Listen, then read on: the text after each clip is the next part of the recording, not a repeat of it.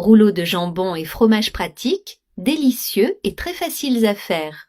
Pour commencer cette recette, je vais utiliser 200 g de jambon en tranches. Je vais ajouter de la mayonnaise à volonté.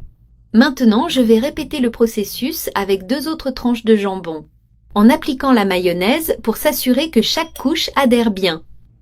La mayonnaise facilitera l'adhésion des tranches de jambon. Sur le jambon, je vais ajouter 3 tranches de fromage mozzarella.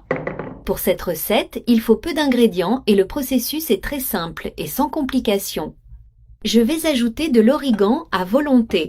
L'origan rehaussera la saveur de cette recette en ajoutant une touche spéciale avec son arôme distinctif et sa saveur robuste. Je vais ajouter un peu plus de mayonnaise sur le bord du jambon pour aider à le refermer. J'ai commencé à rouler le jambon avec précaution, en m'assurant que chaque tranche soit bien enroulée et ne se déchire pas. Il est important de faire très attention pour que les rouleaux de jambon déjà roulés ne se cassent pas et ne se défassent pas. Je vais les réserver et en faire d'autres. 11b. J'en ai déjà fait plusieurs.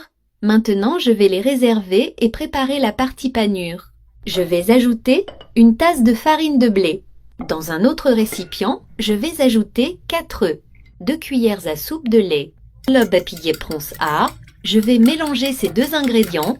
Simplifiez votre cuisine avec des recettes simples et rapides, parfaites pour toutes les occasions. Après avoir bien battu les œufs, je vais ajouter dans un autre bol une tasse de chapelure. Maintenant, je vais commencer à paner les rouleaux de jambon et de fromage. Réponse A. Oui, en les passant d'abord dans la farine de blé. La farine de blé aidera à obtenir la texture désirée et à maintenir la forme. Ensuite, je les passerai dans l'œuf battu.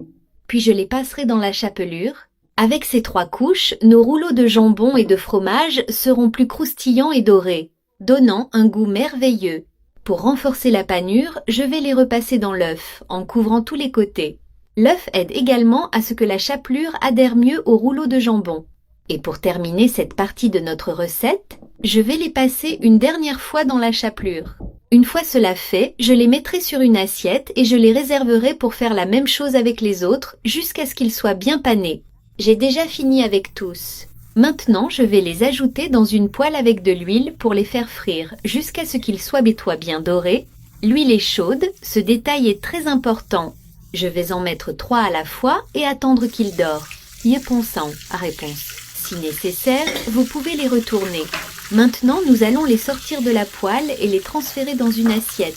Avec peu d'ingrédients et une touche de créativité, vous transformez le simple en quelque chose d'extraordinaire. Notre recette de rouleaux de jambon et de fromage est prête à être servie.